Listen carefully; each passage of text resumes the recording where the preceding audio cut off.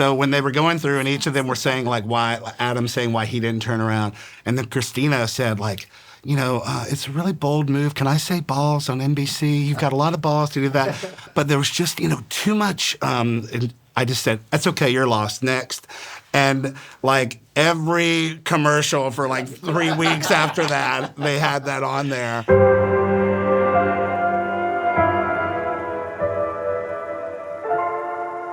Welcome to the Warner Brothers Lot. I'm Jonathon Buckley, and this is A Lot More. In preparation for season 29 of The Voice, we're going to take a look back in time with 4 of the original OG contestants from season 1 of The Voice. We're talking to Frampton, Vicci Martinez, Nakia, and Felsmere. All right, let's get started. This is very exciting. We're so happy to be here today with 4 of the OG Voice alumni brought back for season, what are we at? 29. Oh wow. 29. So 2011.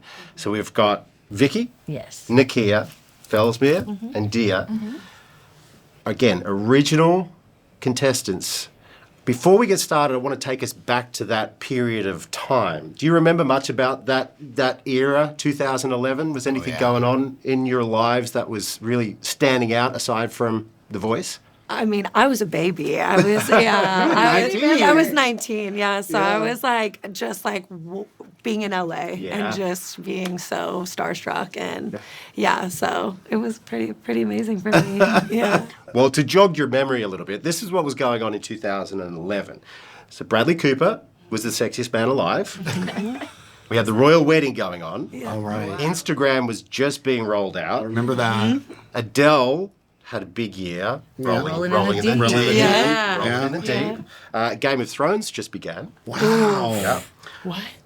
This is an interesting one. Do you remember Rebecca Black? Yeah. Yes. Friday. Friday. Yeah. Wow. And we were also planking. Did you do planking? Do you remember planking? No, I didn't. Planking I on never things, planked. like objects You lay and flat things. and you take a photo and you post it on Facebook. This is like... So, Missed it all. No. We were in a hotel. Sequestered. in the midst of all of this, how did you... All right, we'll start... how did you find out about the blind auditions? I was working at Crumb's Bake Shop. I was wearing a handkerchief that said Twinkie on it, and I was like, my life can't get any worse than this.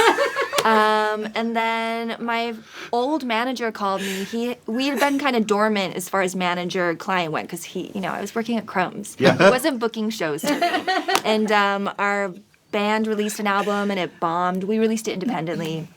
Shout out to Meg and Dia. Okay. Megan And, I was just hanging out, and then he called me and said to audition for this thing. And it was kind of elusive because it was season 1. No one knew what it was. Yeah, no, the judges hadn't even been cast fully. Yeah. So I was kind of blindsided, and I thought, well, yeah, I can do that, I'm just serving coffee and cupcakes. So I went and auditioned. Just roll the dice. Felsmere? Yeah. So, I competed as Kelsey Ray, which is like Kelsey's my government name. We'll give you guys the government.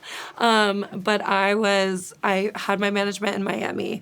They reached out to me and they said that they were casting for this new reality show. They don't know who the judges are yet, but it's going to be big, right? And the judges are going to be huge. And I mean, I'd never been to LA, so I was like, let's do it, Yeah, so I did like a FaceTime or a Skype audition. Yeah, and then it was So that was the first thing was on Skype. That was your first step, just to get your foot in the door and get to come out to the blinds. And then when we came out, there were a lot more steps. There was like it was like cut, so much behind the scenes, but I was just excited to be here. Yeah, Phil. So for me, I was hanging out at my buddy's bar that he managed, and I was DJing that night, and I got an email from one of the casting people that said, "Hi, we found you on YouTube. The producers have seen your performances, and we'd love to have you on the show, but you still need to do like a private audition, and they're going to be in Austin in January. Would you come and do that?" And I, as independent artists, we get like tons of spam all the time, people saying this, that, or the other. And again, they didn't know who the coaches were. And in the email, they said, it will likely be folks like Lenny Kravitz, Willie Nelson, Sheryl Crow, all these. So they were big raising the names. expectations. Yeah, big time. Yeah. And I slid my original iPhone, 2011. I slid my iPhone over to my bestie, and I said, I get so much spam. And he looked at it for a minute, and he goes, girl, this looks real. And he was like, you should call her. And so the next day, I called that woman. Her name was Lacey. She's not working in casting anymore, but she was like, yeah, this is a real deal. And we'll be in Austin in January. Please come and sing for us. And I was like, okay. Were you prepared at that point to sing a song? Did you have something in your I had nothing. In fact, I went and I sang a couple of songs for them. I went home that night and I texted everybody I knew that was into current pop music, because I wasn't. And I said, send me song ideas. And I actually ended up mashing up Justin Bieber's Baby with an Otis Redding song the next day. Oh. And I guess that was it. So I was I get a little woo-woo, but I had auditioned for the first American Idol back in the day, and I was able to go to Hollywood, but my dad told me, you aren't that good of a singer yet. Mm-hmm. And there's going to be people that are going to be way better. And he's like, you're a songwriter and stuff, so just, get better first. And so I actually put that aside. And then a few years later, I was just sitting there dang, I should have done that, because I wish there was a show out there that would just like me for my voice and like me for my original songs and whatnot. And literally a couple days later, my manager called and said, hey, I just got an email from a guy from Seattle who knows about you as a songwriter or singer around town. And he said they're casting for a show called The Voice, and they want to do a private audition for you. And so, and then again, I still just I don't know, this might be dumb. I don't know if we should do this. But I literally had kind of manifested that in my own little universe. And I went and I did the audition, and then I just went forward, and yeah, the rest is history. I'm really glad that you did, because obviously I went back and had a little look at the season one, and my God, your power, your voice has so much power. I was sitting there just going, oh my God. So coming out of this little body. Yeah, I don't think anyone had any place telling you didn't have the ability to jump onto any talent show. That was wild. So you've made it to the auditions. You realise that you're going to be part of this thing. At what point did you guys figure out who the judges were going to be? When did you find that out? Was it the day of one of the blind auditions that they said the last person, Blake Shelton or whatever, or was it CeeLo? Yeah. It felt like it was they 2 announced days it to before. us or something, didn't they? It was, we'd already gone through a lot of the process. Yeah. I Without remember knowing. seeing the Yeah. trailer, Yeah. and my jaw just dropped. Yeah. But So I think we were here in the hotel for 3 weeks. Yeah. Without knowing. Yeah. And we were just Correct. getting to know each other. It was and so fun. So you guys spent some hanging time out. together. Yeah. So at this point, you guys are getting pretty excited, right? I would imagine. You realised at that point that you were part of something that was going to be maybe a little bigger than you'd anticipated going into it. Yeah. Is that fair to say? Anxious is another word for excited. Anxious is, those two things can be interchangeable for sure. I remember just thinking, who is Blake Shelton? Yeah. Because I didn't know, he really, Same. The Voice kind of made him a huge celebrity. But at the time, the only picture I could find of him on Google, he had hair down to here and a cowboy hat. And I thought, who is this guy? The best guy ever. He turned out to be a great guy. Yeah. Dia, you ended up working with Blake Shelton on the show. Now, in hindsight, in the beginning, Blake, again, he wasn't the biggest of the stars out there, but he's gone on to be the most winning and the longest running. Yeah. How do you view that time working with Blake? Oh, amazing. He's just such a genuine guy, and the person you see on TV is the person that he is in real life. And I just remember I was in wardrobe once, and I tried on this dress that I shouldn't have, they were giving me dresses to try on. I was like, what about this $3,000 dress? And they were like, and I just put it on anyway because I was having my montage movie moment. Yeah. And they took a photo of it anyway just for myself. And then the next day that dress was in the trailer. And I said, I thought this was out of budget for the show. And they said that Blake bought it for you. So I moved to Highland Park yesterday, but I thought I haven't worn this dress in forever, but I can't. This dress is so special. So yeah, he's just that's just a small example of a million little things that he's done for me and for people on the show and for friends. I hear stories about that stories like that about him all the time. You know. And you went on to work with him afterwards a little bit, did you? Yeah, we did a duet together for my album, and then we also went on tour. My band, we opened for him on a tour. Yeah. So, you know, I got to play to like 13,000 people every night. And Yeah. country audiences are so kind. They're so kind. I grew up in They're the so emo, Yeah. like emo punk rock world, and I've had to dodge some margarita glasses in my time. And they keep their margarita glasses in their hands. You know, it's very nice. So, yeah. This sounds like a good time. Yeah. Nakia, you had a bold audition, didn't you? It was a bold choice for your blind. Yeah. You sang CeeLo's song. Yeah, and I think I may be wrong about this, and somebody out there can correct me, but I think I might be the only contestant who did sing and then ended up with the same, like the coach of the song that they sang.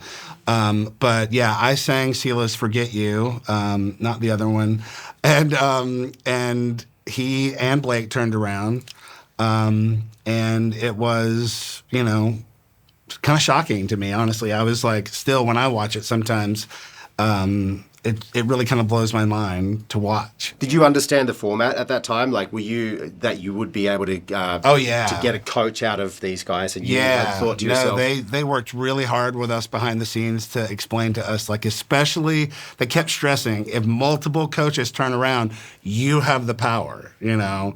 And so that was, you know, I was like, okay, I got two, you know. And I remember Blake, I asked him, you know, why should I choose him over CeeLo? And the only thing he could come up with was that he dressed like a peacock. And because CeeLo had just done the Grammys or something where he dressed in the outfit that Elton John did when he was on the Muppets that time. And I was like, well, that's a good thing for me. So I'm going to go with CeeLo instead, you know. It was just very surreal in that moment, to, you know. And I remember I kind of sass-mouthed Christina. Y'all remember that? So when they were going through, and each of them were saying, like, why, Adam saying why he didn't turn around. And then Christina said, like, you know, it's a really bold move. Can I say balls on NBC? You've got a lot of balls to do that. But there was just, you know, too much. And I just said, that's okay, you're lost. Next.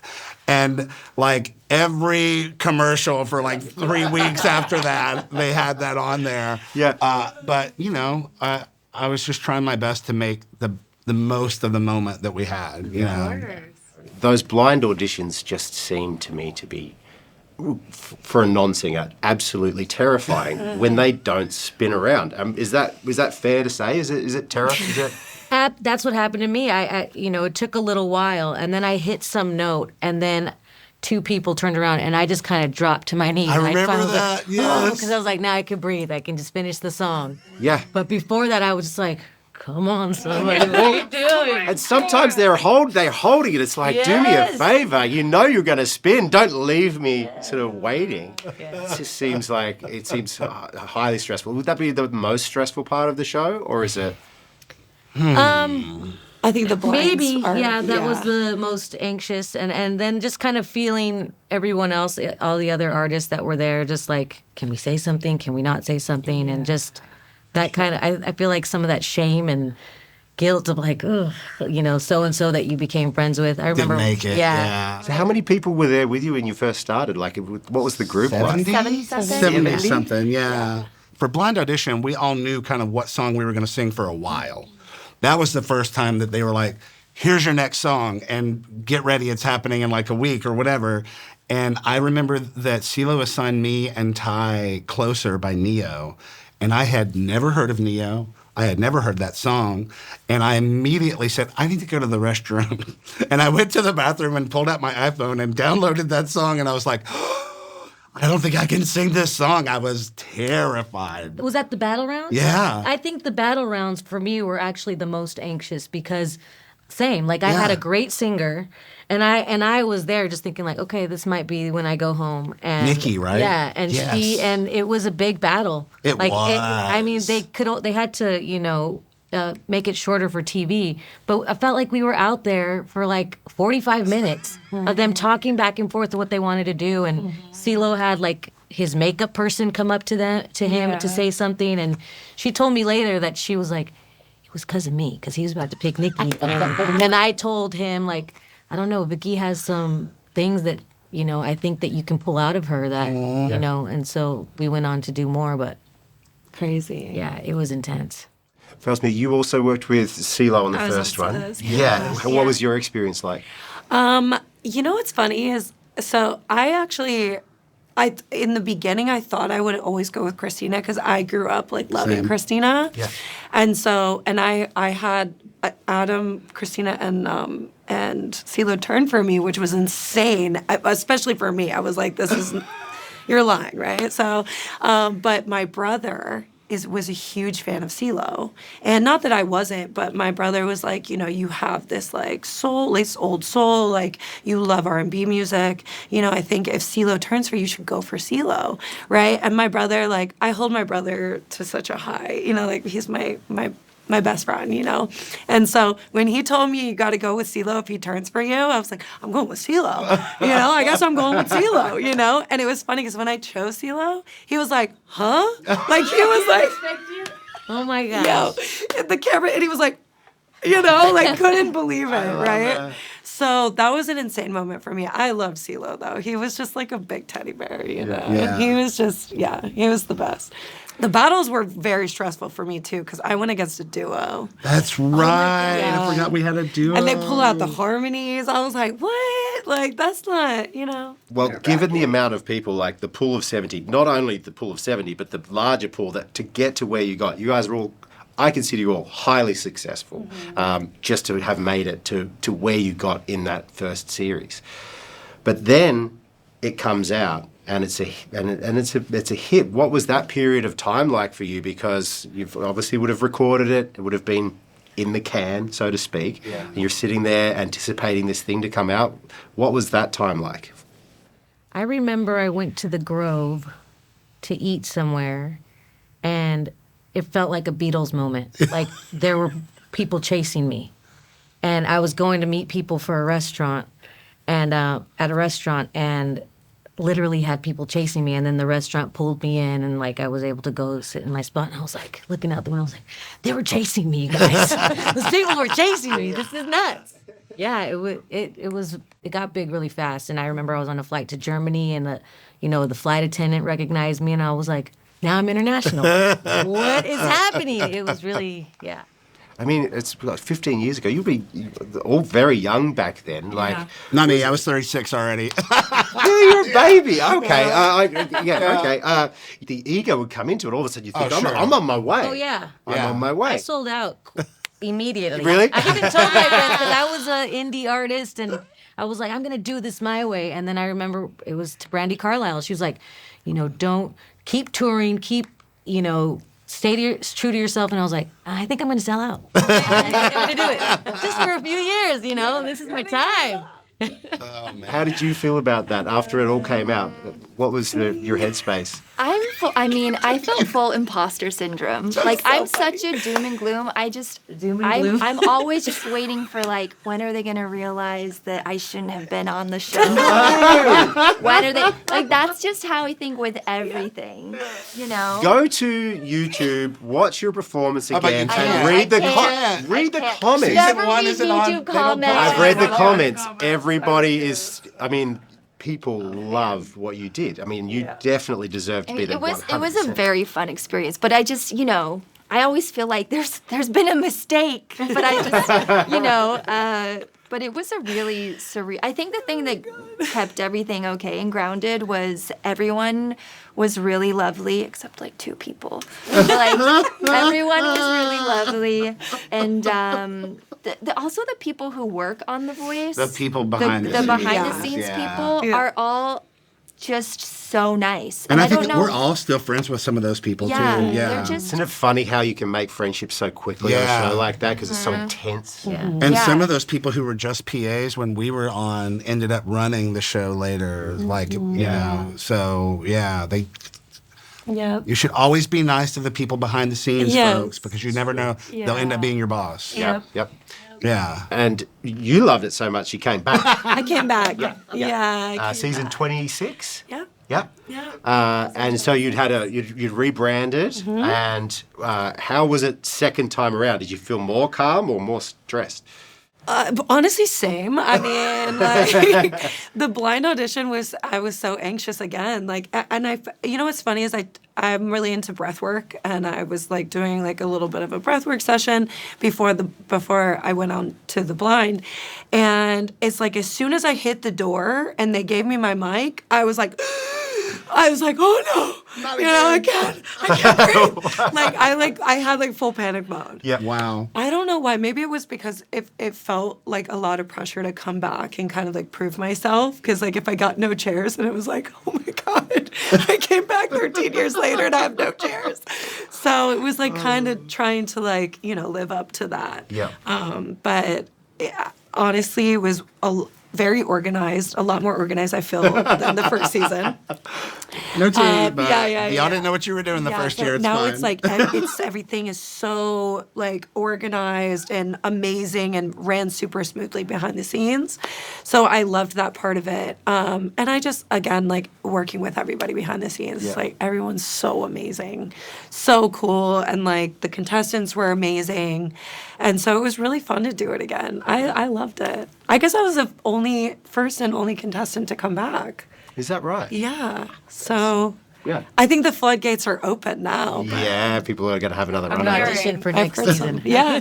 Or Yeah. y'all could give us an All-Stars. Yeah. Yeah. Well, that's one of the things that we were sort of thinking about when I was just Or looking. we all doing go the- against each other? Yeah. let's do it. Yeah. That'd be so fun. I can't. I They've won't. got them in Germany, France. You would not. Australia. No. Yes, you No. would. One was good for me.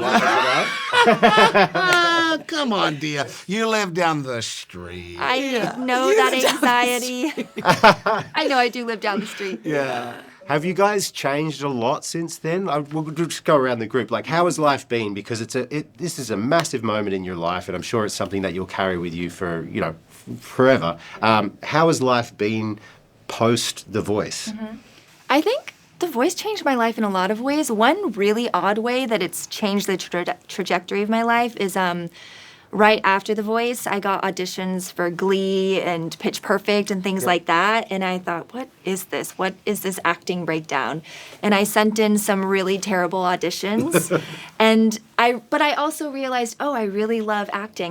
My inner theater kid came out.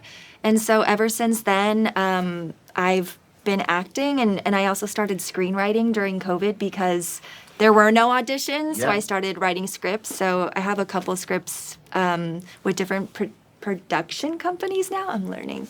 But it's just been that's something, acting and writing scripts, never in a million years would have thought I would have gone down that path. But it's solely because of The Voice and because Glee auditions landed in my lap and things like that. It's interesting that those auditions came. Did they just come out of thin air? They or came out of thin air, which my acting friends now hated to hear that. Because, they were trying forever to get with agencies and all this stuff. And I just said, guys, I just got an email from Paradigm, which is like the top, One of the biggest biggest agency in LA. And I'm like, I guess I'll go do it. And they were Got like, busy on Tuesday.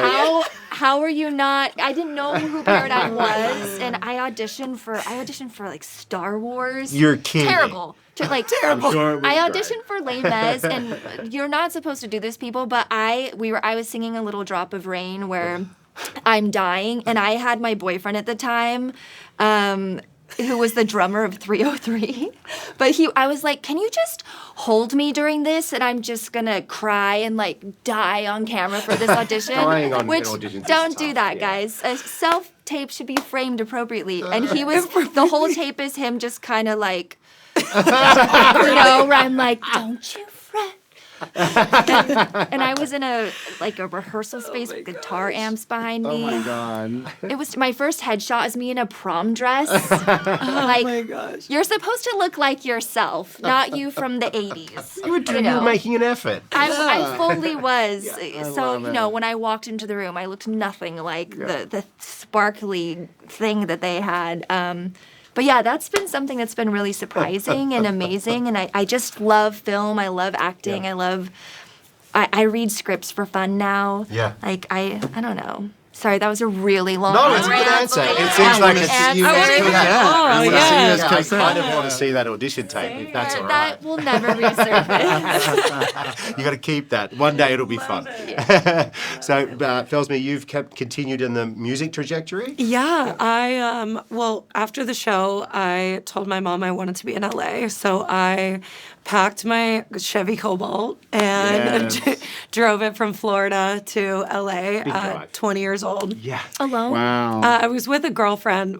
She was also 20. I have no idea why my mom let me do that. That say, your seems parents very must have been dangerous. terrified. Now, looking back on it, it's so funny because she made like a notebook for me, like one of those 3-ring notebooks with the maps. Like I had the whole map out, and like the whole like where I was gonna stop and stuff too, and I'm like, what? Like it's crazy to look back on that, but and I've been in LA ever since. I signed a deal in my early 20s, and great experience, but not the best. I feel like the indie way for me, just personally, has been the best. But yeah, I write and release music. I'm really big in songwriting now, so.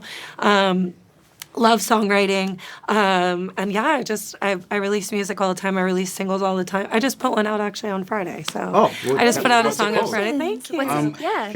It's called "Only When I See." Okay, I gotta get this. It's a pop R&B song, but I'm constantly releasing music, and I prepare to put out a full body of work next year that's going to be more like stripped down and rooted. And I'm in the wellness space, and I do like retreats and things like that, and I love like holistic healing and breath work and all that stuff. So I love that everyone's sort of gone on with a creative lifestyle after them. It seems like you were kind of born to be creatives, I think, all of you, because you've continued on as well, haven't you? Yeah. I had a blues band before the show.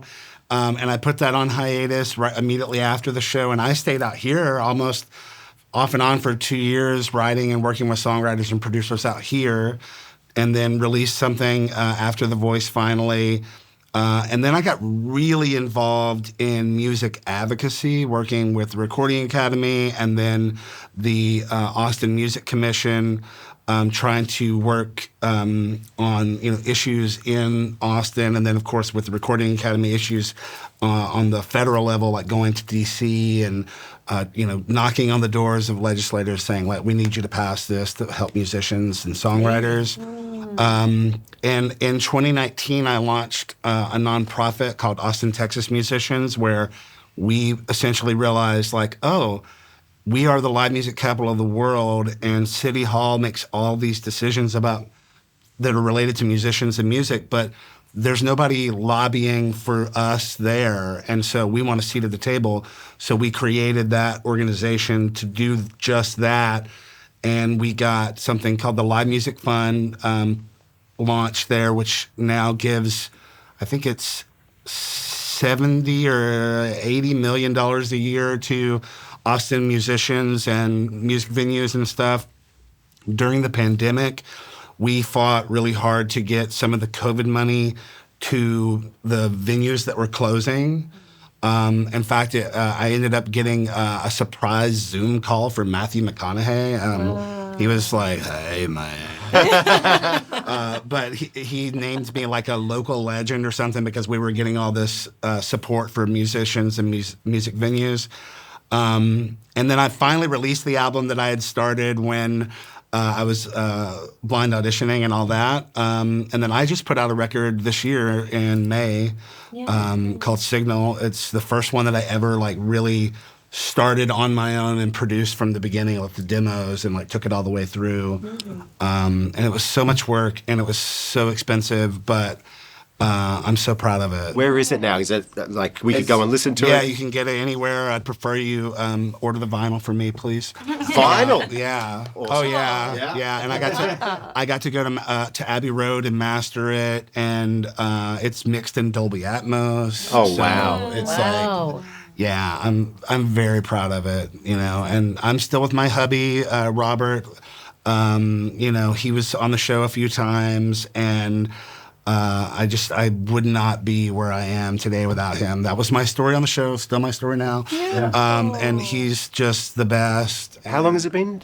We've been together 23 years. Wow. Yeah. We got, as soon as it was officially legal for gays to marry everywhere, hopefully it stays that way for a while, I proposed to him at Disneyland, and we got married the following. I said, the only condition, when I literally proposed to him and said, will you marry me? But it has to be on our anniversary because I already have a tattoo of that date. Yeah. So he said yes. And I'm not getting a second one. right, exactly. So we've been together for 23 years this past March. Good for you. This is amazing. Yeah. And it seems like music is just your life. It is. I play every week. You know, I have a new band called Nakia and the Never Not Now, and I work really hard to try to help younger queer musicians in the Austin scene have like a place that they can play each week and hang out. And I'm actually a radio DJ at night too, so that's my part-time gig. So I'm actually in the only AAA radio station in the city that's left, and it's like, you know,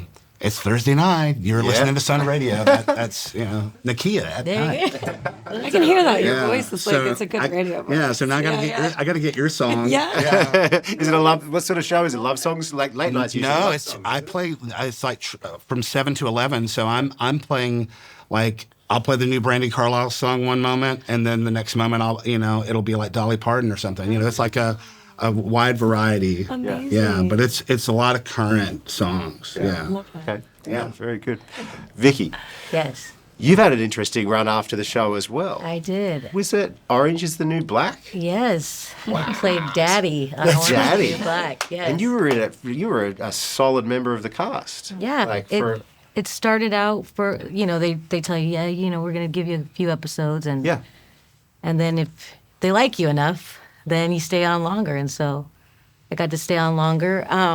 Did that come up similar to Dears, where they just called you out of the blue and said, "Hey"? Yeah, and the actors. I was joking. Yeah, and the actors were really upset with that. That the same thing kind of happened, and it was funny because when I was on set, when I did tell people that I was on The Voice, then I got a different response. They were like, "Okay," they were kinder to me. So this show definitely helped with that, but. At first, they were a little bit annoyed that, like, how did this fall into your lap, After the show, like I said, I sold out a little bit. And with the sellout comes a rock bottom. When you say sold out, what do you mean by sold out? Well, I kind of popified myself. And, the label was like, we don't know what to do with you. You're a bluesy singer-songwriter, Melissa Etheridge, they didn't know what to do with gay little women, and then now you see Brandy Carlisle and she's just, this is what you do with gay women. So I was a little too early when it came to that, but so I was kind of like, okay, do you want me to be Pink? What do you want me to do? I'll just do it. Yep. And I was just saying yes to everything, but I was watching what these producers were doing. I just was like, I'm gonna sit like a sponge and just soak it all in. And I came on season 8 and I released a song that I did independently that I was just trying to mess with beats and making my voice sound funny. And so we did that on season 8. And then I put myself in rehab. Like I said, with the sellout comes a rock bottom. And I got sober for the first time and I loved it. And then when I went on Orange is the New Black, I was like, I can't do this sober. So I relapsed, a little bit there. Why do you think you couldn't do it sober? It was scarier to me than coming and doing The Voice because I wasn't an actor. And right. So, that's what I was curious. Yeah. Was stress the imposter syndrome was way higher. Yeah. And so I was just,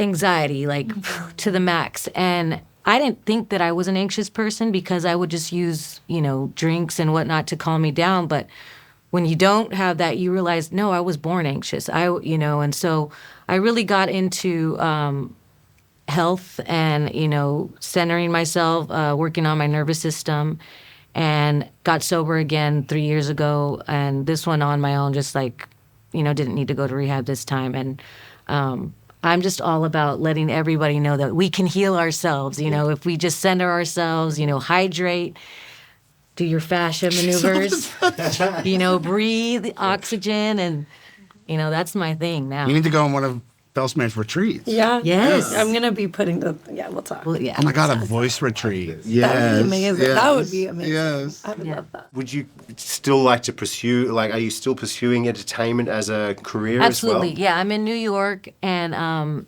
I've done some commercials. I was a cartoon on an HBO Max series, Frida Kahlo, but as a 16-year-old skateboarder, and so that was fun. You do the voice? Yeah, I did the voice for that. Well, that is a lot of fun, and you have, again, I'll go back to what I said earlier, the power of your voice is absolutely something else. Thank you. I mean, in getting sober and getting healthy again, when I was getting sick at that time, like, your nervous system can shut down everything. And so in the last 3 years, like, I'm just getting my guitar chops back together, and I started performing doing music, live shows again, because that anxiety kind of even made me scared on stage sometimes. That my hand would cramp up. I'm like, what's going on? You don't realize that your nervous system can attack these things. And so in the last year, I've been performing a lot. My partner, who was also on Orange is the New Black, she played a guard. And Did you meet there? yeah, we met on the show, and she started singing harmony at one point, and I was just like, you sing so well. Can you sing with me? And we've written songs together, and now I just have a pile of songs that I'm just ready to record, and there's some casting agents that I've met on commercials and stuff in New York. They're like, what are we going to do with you? The world needs to know, like, these songs that we do. So they're, like, trying to do, like, a side documentary of us and our relationship and the songs we've written, and I don't know. I'm a woo-woo person, so I'm like, well, the right thing will fall in at the right time to take that where it I needs like to that. I'm go. a So, woo-woo person myself. not trying to force it, but We need a also T-shirt that says that I'm a woo-woo person. Yeah, I'm a woo-woo person, so the right put the timing will songs out. happen. Yeah, the Yeah. songs for sure. Yeah. I love your Instagram lives where you're just like getting the guitar back, you know, Yeah. and starting, and you're And I like was talking doing about that it. Yeah. to retrain myself Yeah. of just letting the anxiety just kind of fall off on its Yeah, own. it was really nice to see. Yeah. Thanks. Hearing what you guys have been up to just reinforces the fact that you deserve to be on that first series. And I think deserve to be on the latest series. So let's talk about The Voice Season 29 Battle of Champions, which is due to air this spring. So we're shooting right now. We're currently in 2025. We're shooting right now. What are your roles going to be in this series? Tell him, Nakia. You know everything. Yeah, Nakia knows. Okay, so the funniest thing was when we got in the van yesterday, like half the van didn't even know what they were doing here yet. Apparently, I'm the only one who knows. Okay, so from my understanding, there's only 3 coaches this season of 29, and the voting body of the former artists who have been on the show before essentially become the 4th coach. Like, wow. we have the power to send people like this. Today, when we're done here, we're going to go watch the semifinals and decide who's going to go to the final. Mm-hmm. And then all of y'all, not me because they haven't confirmed me for next week, are coming back next week to decide the finale. Yeah, the winner. Yeah. And The winner. 3 weeks ago, Javier, Jordan Smith, 3 or 4 other artists were here, and they did a sing-off that CeeLo judged, and whichever coach won that sing-off got an extra person in the finale, I think. So they're so Javier might be battling somebody? No. No. Javier. I gotta pick him. He's my friend. Right. I No, I'll be a good No, Javier, they just did that sing-off. Basically, production said, okay, Adam, you can choose 2 people from your previous season. Kelly, you can choose 2 people, and John Legend, you can choose 2 people. Oh, wow. And so between those 6 artists, they did a sing-off, and whichever artist was left standing, that coach got one. Remember, the show, it's about the coaches. That's right. So it's all about the coaches. It's about the coaches this year. Yeah. This is the battle of the champion. You can't have been on. The only coaches that can be on this season are coaches that have won. Oh. Yeah. Gotcha. Interesting. Okay. Dear, how is it being back after all these years? I don't know. It feels a little weird, but it's really nice to see everyone. That feels really great. And yeah, it's just funny. When I was driving over here, I just thought, wow, I was so heavy when I was first doing this. Everything was so important. And now I just think everything's fine. If I tell any of the contestants as they're singing, which they'll probably just kill me for saying this, but like, it's not that big of a deal. Yeah. Like, just tell good yourself advice. that it's not. Wow. Yeah. Once you get out there, like, there's so many things in life that happen that this is a really fun opportunity, and I wish I would have taken that with me. Like, this is a fun opportunity. This isn't everyone's judging you and you're gonna melt, you know? Because that was what it was for me. I put so much of my self-worth into how I did. Yep. And yeah, if you could just have a mantra, just it's not a big deal.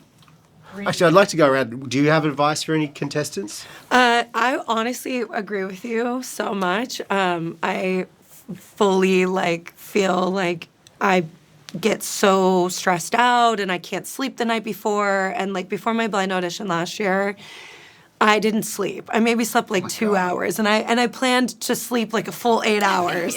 And I'm just up in bed, you know what I mean? In my head, singing the song in my head over and over and over, so I don't forget the lyrics. So I just feel it's take a deep breath, do breath work. Do breath work when they give you the mic, because I did it before that, so it was kind of for nothing. But yeah, I think just be comfortable in who you are and don't stress out, because there's so much more after that experience. And it's really just putting yourself out there and showing the world that you can do it. And yeah, so. I'm going to tell you what CeeLo told me right after we met for the first time after, I was officially on Team CeeLo. I remember him telling me, just remember that it's somebody's job to do everything else for you, helping you do everything else. The only thing you need to worry about is the song and your performance. It's somebody's job to tell you what you're gonna wear. It's somebody's job to feed you, to get you to and from the studio. All of those things. Don't worry about anything else. Just be yourself and focus on your performance and the song. And everything else will be great.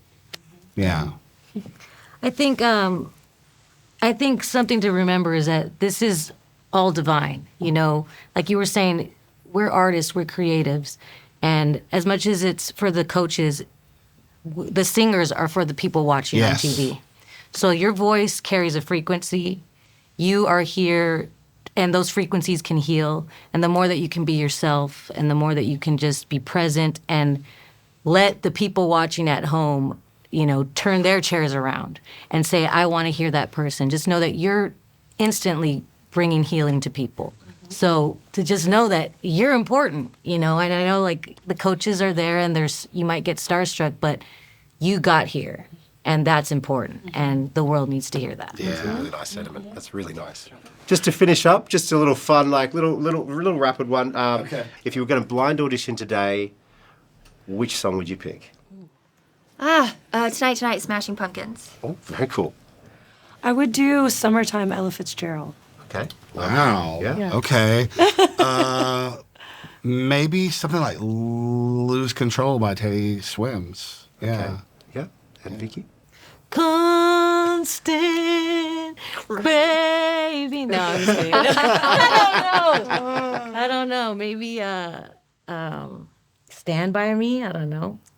That's a good song. Yeah. Well, and this Stand By Me. Right. So this season, it's really about the coaches, the legends this season. So the coaches, we've got Kelly Clarkson, we've got John Legend, and we've got Adam Levine. Yeah. If you were competing on this series, who would you pick for your coach? Kelly. I would probably pick Kelly as well. Kelly. Yeah. I think I'd pick Adam because he gave me these jeans that season. Maybe he'll give me something else. Just kidding. Maybe next time I'll go with a leather jacket. And it's so funny you said that about the dress, because everybody I knew who went on the show later that knew me, they were like, well, who should I choose? And I was like, listen, I hear that Blake buys people stuff. Yeah. And he turns around, go with Blake. And then two of my friends ended up on Team Blake, and he didn't buy them anything. He's special, though. All right. Well, I think that's all we've got time for today. Yeah. Thank you so much. Thank you so much. This has been so nice. Seriously, it's been great to follow up after 15 years, to see you guys back here and to hear your stories that you've all become such well-functioning, smart, talented and contributing people. It's really, really cool. So Thank you so much. Thanks so much for for joining. having I'm us. looking forward to seeing the series. I'm looking forward to seeing you on season 29 of The Voice. Yeah. Thank you. Thank you. Thank you. Thanks, guys. Thanks.